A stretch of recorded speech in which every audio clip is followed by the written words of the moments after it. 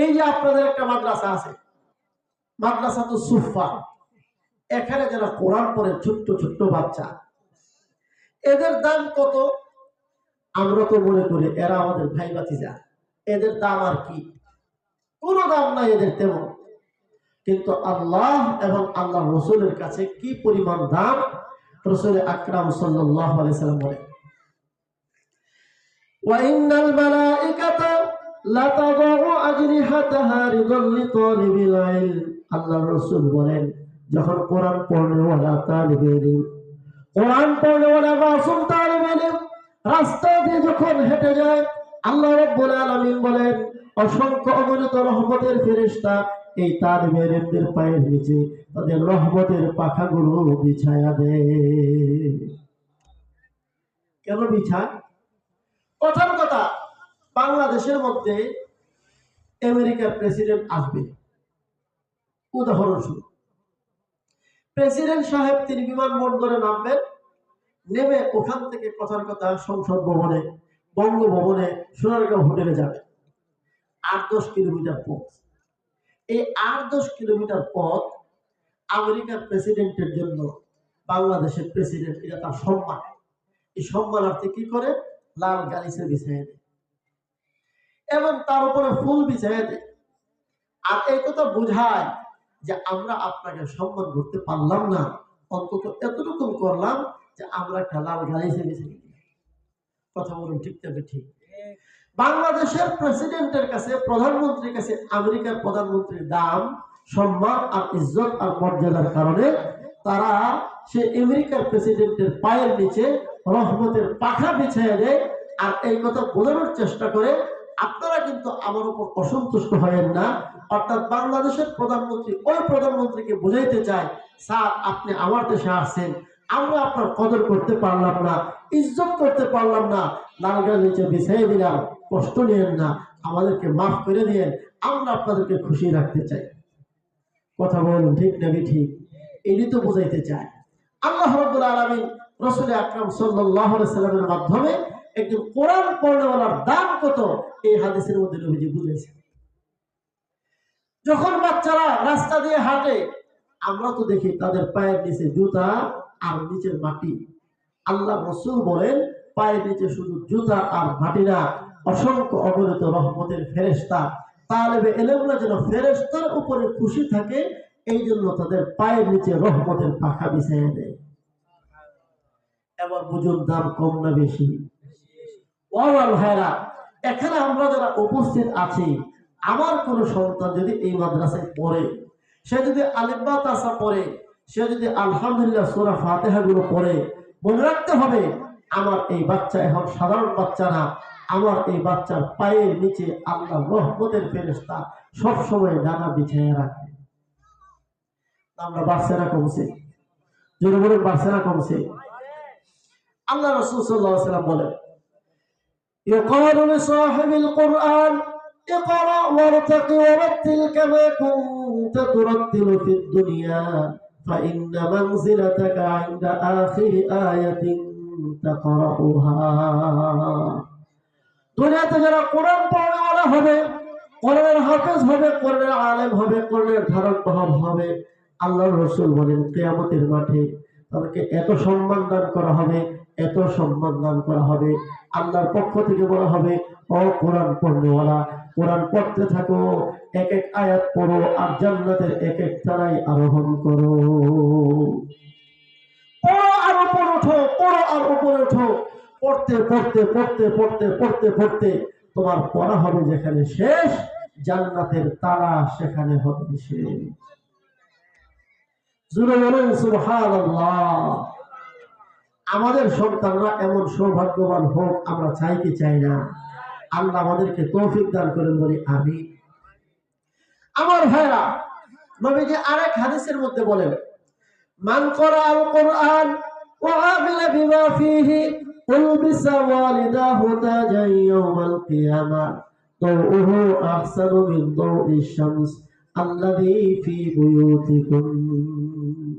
নবীজি বলেন, ও দুনিয়ার মানুষ শোনো, বর্তমান বাংলাদেশের মধ্যে সবচেয়ে বড় পদে যিনি বসা আছেন ডক্টর মোহাম্মদ ইউনূস সাহেব, তিনি যদি আজকে ঘোষণা দেন দুপাট্টেক এলাকার আব্দুর রহমান সাহেব, শুনলাম তার ছেলেটা নাকি হাফেজুল কোরআন হয়েছে, ঘোষণা কে দিতেছে?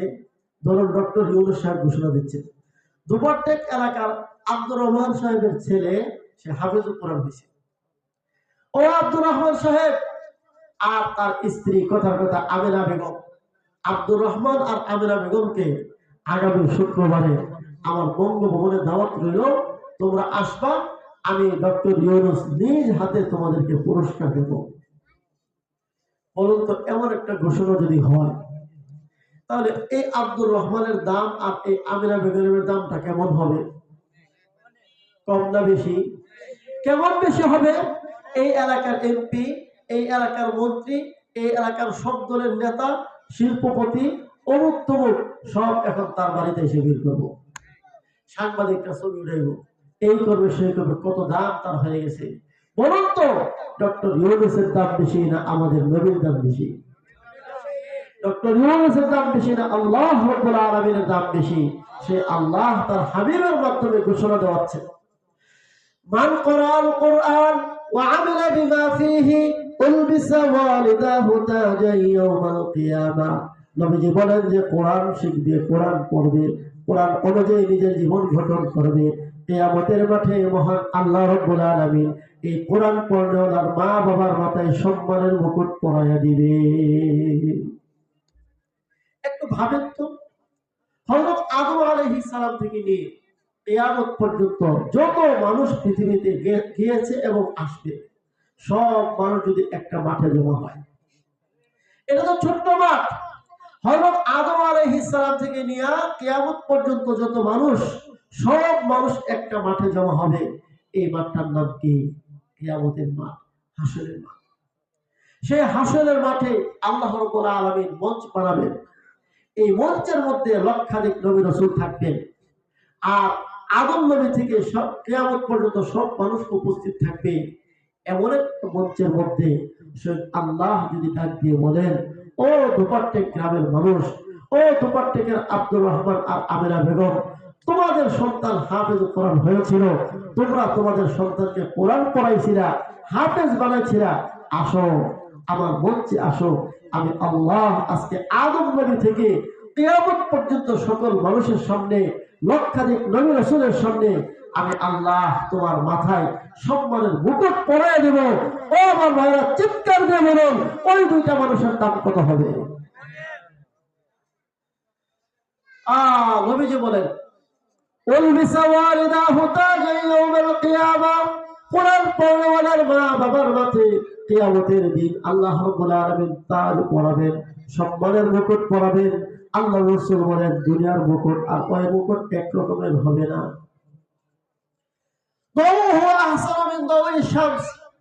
হাফেজ কোরআনের বাবা, হাফেজ কোরআনের মায়ের মাথায় যে মুকুট পরাবে, সম্মানের মুকুট, আল্লাহ রাসূল বলেন তার আলো হবে, তার পাওয়ার হবে সূর্যের আলোর মতো। নবীজি আরো বলেন, সূর্যের মতো আসমানে আছে 70টা পর্দা দেওয়া আছে, এরপরেও তার আলো দেওয়া পুরো পৃথিবী আলোকিত হয়। এই 70 পর্দা যদি সরাইয়া দেওয়া হয়, একটা ঘরের ভিতরে সূর্যকে যদি ঢুকানো হয়, যে পরিমাণ আলো হবে, হাফেজে কোরআন, আলেমে কোরআনের মা এবং বাবার মাথায় যে মুকুট পরাবে, এই মুকুটের আলো এর চাইতেও বেশি হবে।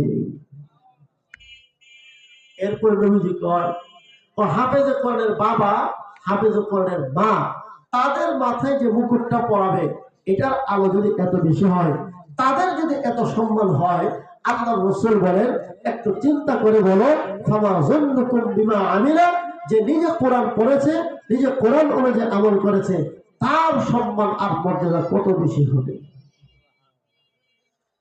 আল্লাহ, এই জন্য আমাদের সকলেরই দরকার আছে না নাই সন্তানকে কোরআন পড়ানো?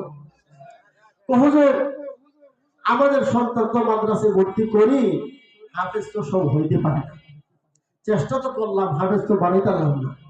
আমার ভাইরা, কোরআন যদি কেউ শিখে অথবা শিখার জন্য চেষ্টা করে, যতটুকু পড়তে পারে, যতটুকু শিখতে পারে, তার জীবনে কোনো ব্যর্থতা নাই। দিনের শিক্ষায়, কোরআনের শিক্ষায় কোনো ব্যর্থতা নাই। দুনিয়ার শিক্ষায় ব্যর্থতা আছে, সফলতাও আছে। সফলতা একেবারেই সামান্য, আর ব্যর্থ হয়ে গেলে এই ব্যর্থতার শেষ নেই। উদাহরণস্বরূপ, একটা সন্তান 20 বছর 30 বছর স্কুলে পড়াশোনা করলো, অনেক টাকা পয়সা তার পিছনে খরচ করা হলো, বাবা জায়গা বিক্রি করছে, জমিন বিক্রি করছে, কয়রা সন্তানরা বিদেশে পড়ালেখা করায় ডাক্তার বানায় এখন দেশে আছে। তার পিছনে সরকারেরও লক্ষ লক্ষ টাকা খরচ হয়েছে। এখন সন্তান বড় ডাক্তার হয়েছে, আগামীকাল চাকরিতে জয়েন করবে, মাসে তার 10 লক্ষ 20 লক্ষ টাকা ইনকাম হবে, এতটুকু যোগ্য সন্তান হয়ে গেছে। এখন আগামীকাল চাকরিতে জয়েন দিতে গিয়া গাড়ি অ্যাক্সিডেন্টে সন্তানটা মারা গেছে। বলুন, এই তার জীবনের শিক্ষা কই পয়সার কাজে লাগলো? দুনিয়াতে কাজে লাগছে তো? আমার কথা কি আপনারা বুঝেন না? বুঝেন না? দুনিয়াতে কাজে লাগছে, আখেরাতে কাজে লাগবে। এই শিক্ষার দ্বারা কবরের সওয়াল জবাব সম্ভব, হাসরের সওয়াল জবাব, কোন জায়গার সওয়াল জবাব সম্ভব হবে? কোথাও সম্ভব হবে না। তার পুরানো জীবন ব্যর্থ, তার বাপ মার জীবন ব্যর্থ, সরকারের সমস্ত অর্থ খরচ করা সব ব্যর্থ, 2 পয়সার কোনো কাজে লাগা নাই। পক্ষান্তরে নুরানি মাদ্রাসায় পড়ালেন আপনার সন্তানটাকে, 2 বছর পড়ছে, 3 বছর পড়ছে, 4 বছর পড়ছে, 5 বছর পড়ছে, পড়ার পরে কোরআনটা সহি শুদ্ধ করে শিখছে। হাফেজ হওয়ার জন্য দিছিলেন, 2 পারা 3 পারা 5 পারা পর পর ব্যাংকে এসে পড়ছে। কথার কথা, আপনার ছেলের জীবনটা কিন্তু ব্যর্থ না, তার পড়া কিন্তু নষ্ট হয়ে যায় নাই। এই সন্তানটা কোন কাজে লাগবে একটু পরে বুঝবেন। আমার ভাইরা, একজন মানুষ মারা গেল, মারা যাওয়ার পর তার লক্ষ লক্ষ টাকা, তার জায়গা জমি, তার বাড়ি গাড়ি, তার ব্যাংক ব্যালেন্স, এখন মালিক কে হয়েছে? আমার দিকে দেখেন, আমার দিকে দেখেন। বলুন তো, একজন মানুষ মারা গেল, তার লক্ষ লক্ষ টাকা, জায়গা জমি, ব্যাংক ব্যালেন্সের মালিক এখন কে? তার সন্তান। যদি ছোট্ট কালে এই সন্তানকে মাদ্রাসায় যাওয়া পড়া থাকে, সে যদি দিন সামান্য ন্যূনতম যতটুকু দিন শেখার দরকার না শিখে থাকে, একটু বড় হওয়ার পরও দাওয়াত তাবলীগও যায় নাই, কোনো আলেমের কাছেও যায় নাই, দিন শিখে নাই, সূরা ফাতিহাও শিখে নাই, কুল হুয়াল্লাহ সূরাও শিখে নাই, জানাজার নামাজ কেমনে পড়তে হয় তাও জানে না, এমনও মুসলমানের সন্তান আমাদের দেশে আছে না নাই? বাপ মারা যাওয়ার পরে হাওমাও করে কাঁদতে শুধু জানে, কিন্তু এই বাবার জন্য আল্লাহর কাছে কিভাবে বলতে হয় তা জানে না। আছে না নাই? বাবা মারা গেছে, মারা যাওয়ার পর মসজিদের ইমাম সাহেব জানাজা পড়ানোর জন্য রেডি হয়েছেন। আল্লাহু আকবার, ইমাম আল্লাহু আকবার বলে জানাজা পড়াচ্ছে। যে লোকটা মারা গেছে তার সন্তান পিছনে আছে। এই সন্তানটাকে ছোট্ট করে মাদ্রাসায় পড়াই নাই, না পড়ানোর কারণে এই যে আমার বাবা চিরদিনের জন্য বিদায় হচ্ছে, আমি হাওমাও করে কাঁদতেছি। এই মুহূর্তে আমার বাবার জন্য যা করার সেটা হচ্ছে একটা দোয়া শুধু পাঠ করা, আল্লাহুম্মা ইগফিরলি হাইয়িনা ওয়া মাইয়িতিনা ওয়া শাহিদিনা ওয়া গায়িবিনা। ছোট্ট কালে মাদ্রাসায় না ভর্তি করালে বা যদি সন্তানকে এই দোয়াটা শেখানো না হয়, এখন বাবার জানাজা পড়তেছে মসজিদে, হুজুর তো আল্লাহু আকবার বলে তাকবীর দিয়া নামাজ শুরু করলেন, প্রথম তাকবীরের পরে সালাত পড়লেন, সন্তান সালাত শিখে নেই। দ্বিতীয় তাকবীরের পরে দোয়া পড়লেন, সন্তান দোয়া শিখে নাই। তৃতীয় তাকবীরের পরে দরুদ শরীফ পড়লেন, সন্তান দরুদ শরীফ শিখে নাই। চতুর্থ তাকবীরের পরে সালাম ফিরাইলেন, সন্তান কিচ্ছু শিখে নাই। বাবা তো জানাজা, তার তো পড়া হচ্ছে, ইমাম শব্দ পড়তেছে। বলুন তো, এই সন্তান পিছনে দাঁড়ায় দাঁড়ায় কি করছে? এর অর্থ হচ্ছে দোয়ার নামে বাবার সাথে প্রতারণা করেছে। এগুলো নিয়ে আসেন, মঞ্চে উঠে নেই, হ্যাঁ নিয়ে আসেন। এর অর্থ হচ্ছে এই সন্তান বাবার জায়গা দখল করলো, জমিন দখল করলো, ব্যাংক ব্যালেন্স দখল করলো, সব দখল করলো, কিন্তু সর্বশেষ বিদায়টার সময় বাবাকে একটু দোয়া দিয়ে সন্তানটা বাবাকে বিদায় করতে পারলো না। এমন কপাল পোড়া সন্তান আল্লাহ যেন আমাদের কারো ঘরে না দেয়। এমন সন্তান আছে না নাই? যদি বলেন আছে না নাই? পক্ষান্তরে যে সন্তানটাকে ছোট্ট কালে মাদ্রাসায় পড়াইতেন, এই যে দেখবেন 6-7 বছরের সন্তান যারা মাদ্রাসায় ভর্তি করেছেন গত রমজানে, 1 বছর এখনো পুরোপুরি হয় নাই। এই মাদ্রাসা থেকে 1 বছর পুরো হয়েছে? 1 বছর পুরো হয় নাই। দেখবেন এই বাচ্চাগুলোর হাতের লেখা কত সুন্দর। আচ্ছা ঠিক আছে, হাতের লেখা কত সুন্দর, জানাজা পড়ে আপনাদেরকে দেখাবে। এই যে বাচ্চাগুলো হচ্ছে, তৈরি হচ্ছে, বাবা মারা গেল, এখন বাবার লাশ সামনে, সন্তানটা আল্লাহর কাছে যখন দোয়া করবে আল্লাহুম্মা গফিরলি হাইয়িনা বলে, মসজিদের ইমাম সাহেবও বলেন আল্লাহুম্মা গফিরলি হাইয়িনা, আর সন্তানও বলে আল্লাহুম্মা গফিরলি হাইয়িনা। এই দুই বলার মধ্যে পার্থক্য আছে না নাই? যদি বলেন পার্থক্য আছে না নাই? কেমন পার্থক্য? মসজিদের ইমাম সাহেব শুধু জবান থেকেই বলেন, আর এই সন্তান বলবে তার দিল থেকে, মুখ থেকে যখন আল্লাহুম্মা গফিরলি হাইয়িনা বলবে, আর হৃদয়ে রক্তক্ষরণ হবে, এই আল্লাহুম্মা গফিরলি হাইয়িনা আল্লাহর আরশ পর্যন্ত পৌঁছে যাবে। কথা বলুন ঠিক না ঠিক? আর শিক্ষা দিলাম না, স্কুলে পড়াইলাম, ভার্সিটিতে পড়াইলাম, বড় ডাক্তার বানাইলাম, ইঞ্জিনিয়ার বানাইলাম, সব বানান, এগুলো বানাইতে আমি নিষেধ করি না, কিন্তু এগুলো বানানোর আগে অন্তত 3 বছর 4 বছর নুরানি মাদ্রাসায় পড়ায়া সন্তানটা মুসলমান হিসাবে যেন দুনিয়াতে বাঁচতে পারে। আপনার মৃত্যুর পর আপনার সামনে দাঁড়ায়া, আপনাকে সামনে দাঁড় করায়া আল্লাহুম্মা গফিরলি হাইয়িনা বলে অন্তত শেষ বিদায়ে চোখের পানি, দিলের ব্যথা একাকার করে আপনাকে যেন বিদায় দিতে পারে, এত রকম শিক্ষা প্রত্যেক মুসলমান তার সন্তানকে দেওয়া ফরজ। কথা বলুন ঠিক না ঠিক?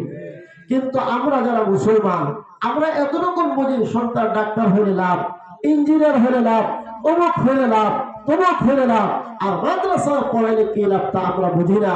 অনেক সময় শুধু এত রকমই মনে করি আমাদের এই সন্তানগুলো মাদ্রাসায় পড়লে হাফেজ হবে, আলেম হবে, এরা খাবে কোত্থেকে, এই চিন্তা আমরা করি। কথা কোন ঠিক না ঠিক? আল্লাহর কসম দিয়ে বলি, কোন হাফেজ আলেম, কোন কোরআন পড়নেওয়ালাকে আল্লাহ তাআলা না খাওয়ায় রাখেন না। হয়তো একটু ভালো খাওয়া, একটু খারাপ খাওয়া, এতরকম আল্লাহ তার কোন মাখলুককে না খাওয়ায় মারেন না, আর একজন হাফেজ আলেমকে না খাওয়ায় রাখবেন, তা কখনো হতে পারে না। এই জন্য আমার ভাইরা, যারা আমাদের সন্তানদেরকে মাদ্রাসায় ভর্তি করাতে পেরেছি, আমরা অত্যন্ত খুশনসিব আর ভাগ্যবান যে আল্লাহ তাআলা আমাদের এই সন্তানগুলো মাদ্রাসায় কবুল করেছে। এই জন্য আমাদের প্রত্যেকের পাক্কা নিয়ত করা উচিত যে আমরা আমাদের প্রতিটি সন্তানকে মাদ্রাসায় ভর্তি করাবো। নিয়ত করতে পারি কিনা ইনশাআল্লাহ? সবাই নিয়ত করতে পারি কিনা ইনশাআল্লাহ? আমাদের মধ্যে আরেকটা ভুল ধারণা আছে, তোমরা লেখা শুরু করো। সবাই একটু ব্ল্যাকবোর্ডের দিকে দেখেন, ব্ল্যাকবোর্ডে কোনো লেখা আছে? দেখেন তো একটু লেখা আছে? আছে লেখা? লেখা নাই তো বাচ্চারা লেখা শুরু করুক নাকি? আপনার অনুমতি দিলে তারা লেখা শুরু করবে। লেখা শুরু করো। এখানে কারা লিখবে? ঠিক আছে, তুমি লিখতে থাকো। আমার ভাইয়েরা বলছিলাম, এই যে ছোট্ট ছোট্ট বাচ্চাগুলো মাদ্রাসায় পড়তেছে, আমরা যাদের এই সন্তানগুলোর মা এবং বাবা যারা আমরা আছি, আমরা অত্যন্ত ভাগ্যবান। রাসূল আকরাম সাল্লাল্লাহু আলাইহি ওয়াসাল্লাম আরেক হাদিসের মধ্যে ইরশাদ করেন যে কোরআন পড়বে, নবীজি বলেন ফাআহাল্লা হালালাহু ওয়া হারামা হারামাহু, কোরআনের ইলম ধারণ করার পর, হাফেজ হওয়ার পর, আলেম হওয়ার পর হালাল হারাম মেনে চলবে, যা হালাল তা মানবে করবে, যা হারাম তা থেকে বিরত থাকবে। আল্লাহর রাসূল বলেন আল্লাহ তাআলা আদখালাহুল্লাহুল জান্নাহ, এবং কোরআন পড়নেওয়ালাকে আল্লাহ জান্নাতে প্রবেশ করাবেন। শুধু তাই না, ওয়া শাফাআহু ফি আশরিন মিন আহলি বাইতি কুল্লুহুম ক্বাদ ওয়াজাবাত লাহুমুন নার, তার পরিবারের কমপক্ষে 10 জনকে সুপারিশ করে জান্নাতে নিয়ে যাবে। তাহলে কোরআন পড়ানেওয়ালা, কোরআন পড়নেওয়ালার মা বাপ হতে পারলে লাভ না লস? মুহাদ্দিসিন কেরাম এই হাদিসের ব্যাখ্যায় বলছেন, হাফেজে কোরআন, কোরআন পড়নেওয়ালারা 10 জনকে যে নিয়ে যাবে জান্নাতে সুপারিশ কইরা, নবীজি এই কথা বলছেন, এরা কুল্লুহুম ক্বাদ ওয়াজাবাত লাহুমুন নার, এদের জন্য জাহান্নাম ওয়াজিব হয়ে গিয়েছিল, তারা সুপারিশ করে জাহান্নাম থেকে তাদেরকে জান্নাতে নিয়ে যাবে। এই 10 জনকে 10 জন, 2 নম্বর 1 আর 2 হচ্ছে বাপ মা, এরা প্রথম মা বাবা, 3 4 হচ্ছে দাদা দাদি, আর 5 6 হচ্ছে নানা নানি। তাহলে মা বাবা, দাদা দাদি, নানা নানি। এরপরে 7 আর 8 হচ্ছে শ্বশুর শাশুড়ি। অনেক সময় দেখবেন কলেজা টুকরা কন্যা সন্তান বড় আদর করে যত্ন করে পালছে, বড় করছে, একটা গরিব আলেম হলো বা সন্তান ছেলেটা যেহেতু আলেম, আমি কোটিপতি হইতে পারি, সে যেহেতু আলেম, তাই আলেম হওয়ার কারণে আমার মেয়েটাকে তার কাছে দিয়ে দিলাম। এমন মানুষ আছে না নাই? আলেমকে ভালোবাসা মেয়েকে যখন বিবাহ দেয়, এরা হয়ে যায় আলেমের শ্বশুর শাশুড়ি। আল্লাহ রসুল বলেন এই শ্বশুর শাশুড়িকেও সে সুপারিশ করে জান্নাতে নিয়ে যাবে। কয়জন হইল? 8 জন। 9 এবং 10। এই সন্তানটাকে কেউ যদি খাওয়ার ব্যবস্থা করে থাকে, মাদ্রাসায় পড়ে, তার বাড়ি দূর এলাকায়, তার এখানে খাওয়ার ব্যবস্থা নাই, কোন বাড়ি থেকে তার খাবারের ব্যবস্থাটা করা হইল, একজন পুরুষ কামাই রোজগার করে, আরেকজন মহিলা ঘরে পাকঠাক করে তারে খাওয়ায়। আগের জমানা লজিকের জমানা ছিল। রাসূলুল্লাহ সাল্লাল্লাহু আলাইহি ওয়াসাল্লাম বলেন এই যে একজন পুরুষ আর একজন নারী খাওয়ার পিছনে শ্রম দিচ্ছে, টাকা দিচ্ছে, এই 10 জনকে একজন হাফেজ কোরআন সুপারিশ করে জান্নাতে নিয়ে যাবে। এখন আমরা যারা নিজেদের সন্তান আছে, ছেলে হোক মেয়ে হোক, আমরা আমাদের সবগুলো সন্তানকে মাদ্রাসায় ভর্তি করা। এমন না একটা মাদ্রাসায় একটা স্কুলে। তো কেন? এই নুরানি মাদ্রাসাগুলো তো ইঞ্জিনিয়ার ডাক্তার কিচ্ছু বানায় না, আলেমও বানায় না। নুরানি মাদ্রাসাগুলোর মধ্যে যতটুকু পড়ানো হয়, এটা হচ্ছে একজন মুসলমান হিসেবে দুনিয়াতে বাঁচার জন্য যতটুকু ততটুকু, এর চেয়ে বেশি না। এর পাশাপাশি যতটুকু প্রয়োজন বাংলা, অঙ্ক, ইংরেজি শেখানো, এটা এখান থেকে শেখানো হয়। দেখেন ছোট্ট বাচ্চাদের হাতের লেখা কত চমৎকার। আপনারা যখন এই দিক দিয়ে আসছেন, লেখা দেখে আসছেননি? আপনারা আপনাদের সন্তান অনেকেই বড় বড় স্কুলে পড়ান, অনেক টাকা পয়সা খরচ করেন, একটু নিজের বিবেককে প্রশ্ন করেন যে এখানে ছোট্ট বাচ্চারা এত চমৎকার লেখা তারা লেখে, এর পিছনে শিক্ষকদের কত শ্রম, কত মেহনত দিতে হয়েছে। সেই হিসেবে তারা কত টাকা বেতন পায়? সামান্য একটু বেতন পেয়ে দিন রাত 24 ঘন্টা এই সন্তানগুলোর পিছনে মেহনত করছে, শ্রম দিচ্ছে।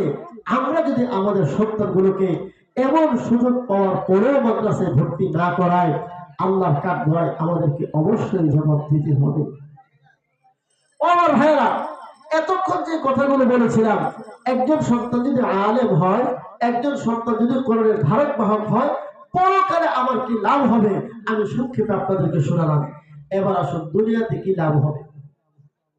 আমার ভাইরা, কোন সন্তান যদি হাফেজ হয়, কোন সন্তান যদি আলেম হয়, অন্তত আপনার প্রথম লাভ হবে আপনার এই সন্তানটাকে নিয়ে চরিত্রহীন হওয়া, লম্পট হওয়া, বদমাশ হওয়ার, রাষ্ট্রদ্রোহী হওয়ার, হাইজ্যাকার হওয়ার, মদপান করার এই জাতীয় টেনশন থেকে আপনি প্রথমে মুক্তি পাবেন। আমার কথাটা মনে আপনাদের কাছে ভালো লাগে না? আজকে আপনাদের স্কুলগুলোর দিকে তাকায় দেখেন, 5ম শ্রেণীতে পড়ে, 6ষ্ঠ শ্রেণীতে পড়ে, মেট্রিকের আগে আগে প্রায় ছেলে মেয়ে ধূমপানে অভ্যস্ত, ধূমপানের পরে নেশায় আক্রান্ত, এরপরে অস্ত্র নিয়ে, এরপরে নারীবাজি, এরপরে এমন কোনো অন্যায় নাই যে সমস্ত অন্যায়ের সাথে তারা জড়িত হয় না। আমার চেয়ে আপনারাও ভালো জানেন, বিশেষ করে বর্তমান যে পরিস্থিতি চলছে, ঘরে ঘরে, সমাজে সমাজে, রন্ধ্রে রন্ধ্রে নেশা আর মাদকের ছয়লা। কিন্তু আল্লাহ কসম করে বলতে পারি, বাংলাদেশের টেকনাফ থেকে তেতুলিয়া পর্যন্ত কোন একটা মাদ্রাসার কোন একজন ছাত্র, কোন একজন আলেম এই জাতীয় ধূমপান এবং নেশার সাথে জড়িত না, আলহামদুলিল্লাহ। এর 1 নম্বর লাভ। 2 নম্বর সুবিধা, সন্তান যদি নেশাগ্রস্ত না হয়, সন্তান যদি ধূমপানে আকৃষ্ট না হয়, ধূমপানগ্রস্ত না হয়, সন্তান যদি চরিত্রহীন না হয়, তাহলে অন্তত মা এবং বাবা হিসাবে যতটুকু ন্যূনতম দায়িত্ব, এই দায়িত্ববোধ সন্তানের ভিতরে থাকবে। অতএব সন্তানকে কোটিপতি, আপনি কোটিপতি ছিলেন, সন্তানকে কোটিপতি বানায় গেলেন, ডাক্তার বানাইলেন, ইঞ্জিনিয়ার বানাইলেন, অনেক কিছু বানাইলেন। আপনি সে বৃদ্ধাশ্রমগুলোর মধ্যে গিয়ে দেখেন, বেশিরভাগ ডাক্তারের মা বাবা, ইঞ্জিনিয়ারের মা বাবা, শিল্পপতির মা বাবা, বড় বড় এমপি মন্ত্রীর মা বাবা ওই বৃদ্ধাশ্রমে শেষ জীবন কাটাচ্ছে। আল্লাহর কসম, কোন হাফেজ, কোন আলেমের মা এবং বাবাকে আজ পর্যন্ত বৃদ্ধাশ্রমে থাকতে হয়নি। এগুলো দুনিয়ার লাভ, চোখে আঙ্গুল দিয়ে দেখাই দিতে পারি। আপনি 100 আলেমের পরিবারের খবর নেন, 1000 আলেমের পরিবারের খবর নেন, 2-4টা ব্যতিক্রম পাবেন। এই 2-4-5টা বাদ দিয়া গড় পর্দায় সমস্ত আলেমদের মা বাবা এই দুনিয়াতে ওই আলেমের মাধ্যমে জান্নাতের সুখ অনুভব করতেছে। পক্ষান্তরে সেই বড়দের বাড়িতে খবর নেন, বাবা কোটিপতি, সন্তান মাদকাসক্ত, সন্তান চরিত্রহীন, সন্তান অস্ত্র নিয়ে বাবার মারতে দৌড়ায়। বাবা তুই তাড়াতাড়ি মরলে তো সম্পদের ভোগ আমি করবো, তুই মরস না, এই জন্য তো সম্পদ আমি পাই না। বাবা সন্তানের শত্রু, সন্তান বাবার শত্রু। সাবেক সরকারের আমলে একজন অর্থমন্ত্রী ছিল, নাম বলার প্রয়োজন নাই। তিনি যখন মন্ত্রিত্ব হারায় ফেললেন, বাড়িতে আর ঢুকতে পারে না সন্তানের কারণে, সন্তান বের করে দিছে। এরপরে অর্থমন্ত্রী সাহেব পুলিশ প্রটোকল নিয়ে নিজের বাড়িতে ঢুকতে হয়েছে। এর নাম জীবন। এর চাইতে হাইওয়ান জানোয়ারের জীবনও বহুত ভালো। এই জন্য বর্তমান সময়ে অন্তত দুনিয়াতেও সন্তানের দ্বারা লাঞ্ছিত না হতে চাইলে, সন্তানের দ্বারা বেইজ্জত না হতে চাইলে, সন্তানকে কোরআন শিক্ষা দেওয়া ছাড়া, সন্তানকে দ্বীনের শিক্ষা দেওয়া ছাড়া বিকল্প আর কোনো রাস্তা নাই। এই জন্য আমি আপনাদের কাছে অনুরোধ করে বলবো, এখানে যারা উপস্থিত হয়েছেন প্রত্যেক মা এবং বাবা অবশ্যই তার প্রত্যেকটা সন্তানকে মাদ্রাসায় ভর্তি করা। 3 বছর, কমপক্ষে 3 বছর প্রত্যেকটা সন্তান মাদ্রাসায় ভর্তি হওয়া ফরজে আইন, ফরজে আইন, ফরজে আইন। একটা সময় তো আমরা বলতাম যে সন্তানটারে দিন শিখাইলে চলবে, মাদ্রাসায় ভর্তি করা লাগবে না। কিন্তু আপনাকে যদি আমি প্রশ্ন করি দিন শিখাবেন কিভাবে, মাদ্রাসায় ভর্তি করা ছাড়া দিন শিখার কি ব্যবস্থা আছে? হুজুর দাওয়াতে তাবলীগ তো যেমন লাগে বড় হওয়ার পরে 5 বছর 7 বছরের বাচ্চাকে তাবলীগে যেতে পারে। তাছাড়া 5-7 বছরের মধ্যে যদি কোরআন না শেখা হয়, দিন না শেখা হয়, বয়স হয়ে যাওয়ার পরে আর শেখাও হয় না। আমি কিছুদিন আগের কারগুজারি বলবো না, নাম বললে সমস্যা। একজন মুরব্বী, বয়স অন্তত 60-65 হবে, তিনি তাবলীগে চিল্লা লাগাচ্ছেন। আমরা সেই চিল্লার জামাতে গেছি। জামাতের আমির সাহেব একজন আলেম, ওনাদেরকে বসায় বসায় সূরা কেরাত কষ্ট করায়। তাবলীগীদের কাজ কি? দিন শেখানোই কাজ। সূরা কেরাত কষ্ট করাইতেছে। যাদের বয়স 15-20 বছর 25 বছর, এদের সূরা কেরাত সহি মোটামুটি চলে, নামাজ হয়ে যাবে। বয়স 60 বছর 65 বছর হয়ে গেছে, সূরা ফাতিহা মুখস্থ পারে না, আর যতটুকু ভাঙ্গা চোরা ভাবে বলে এতটুকু শুদ্ধ না।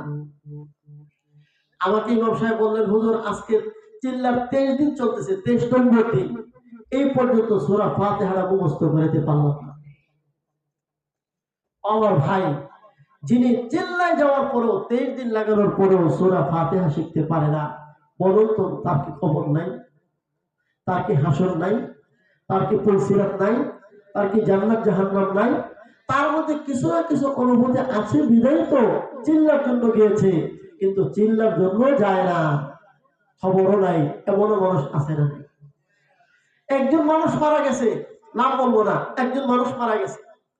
আমি তাকে লক্ষ্য করেছি, ইনি তেমন নামাজ টামাজ কখনো পড়তেন না। হঠাৎ একবার তিনি উমরা করলেন, এবার মসজিদে এসে নামাজ শুরু করলেন। দেখি আমি খেয়াল করছি নামাজ শুরু করছেন। এখন উনি জীবনেও মসজিদে আসেন নাই, বয়স তার 50, 55, 60 হয়ে গেছে। এবার তিনি মসজিদে আসলেন, নামাজ পড়েন কিভাবে কিচ্ছু জানে না। এখন সুন্নতে দাঁড়াইছে, তারা এভাবে তাকায়, এভাবে তাকায়, এভাবে তাকায়, এভাবে তাকায়, দেখে তার পাশের লোকটা রুকুতে গেলে তিনি রুকুতে যান, সেজদায় গেলে তিনি সেজদায় যান। অবাক ভাই, এর নাম মুসলমানের জীবন। 60 বছর কাটাই দিল, কোটিপতি, সন্তান নাতি নাতনি সব আছে, কিন্তু আপনি যে এখনো নামাজটা পর্যন্ত পড়তে জানেন না, আপনার তো অনুভূতিটা কোনো নাই। আপনি জীবনটা কোন কাজে কাটাইলেন? এর চাইতে হাইওয়ান জানোয়ারের জীবন তো অনেক ভালো। এই জন্য আমরা যদি চাই আমাদের কোন সন্তান এমন জীবন লাভ না করুক, অন্তত প্রতিটি সন্তান কোরআনের ধারক বাহক হোক। আমার মৃত্যুর পরে আমার সন্তানটা যেন সুন্দর করে সহিষ্ণুভাবে আমার জানাজাটা পড়াতে পারে, আর জানাজা যদি নাও পড়ায়, অন্তত আমাকে আমার শেষ দোয়াটা দিয়ে চোখের পানি বুকের সাথে মিশায়া যেন আমাকে সঠিকভাবে বিদায় দিতে পারে। এমন মা বাবা হওয়ার আমাদের সাধ্য আছে না নাই? আল্লাহ আমাদের সকলকে তৌফিক দান করেন, বলি আমিন। এজন্য আমার ভাইরা, আমরা এই প্রতিষ্ঠানের জন্য দোয়া করবো তো সবাই। আপনাদের এই ধোবারটেক মাদ্রাসা সহ পাশে বিলফার মাদ্রাসা, এর পাশে জামিয়া ইমদাদিয়া মাদ্রাসা, আরো যত মাদ্রাসা আছে, এই মাদ্রাসাগুলো এলাকার জন্য রহমত, এলাকার জন্য হেদায়েত। এই মাদ্রাসার বিরোধিতা করা নিজের জিন্দেগির জন্য ধ্বংসের কারণ। এই জন্য প্রথম কাজ হচ্ছে দিল থেকে এই প্রতিষ্ঠানগুলোকে ভালোবাসা।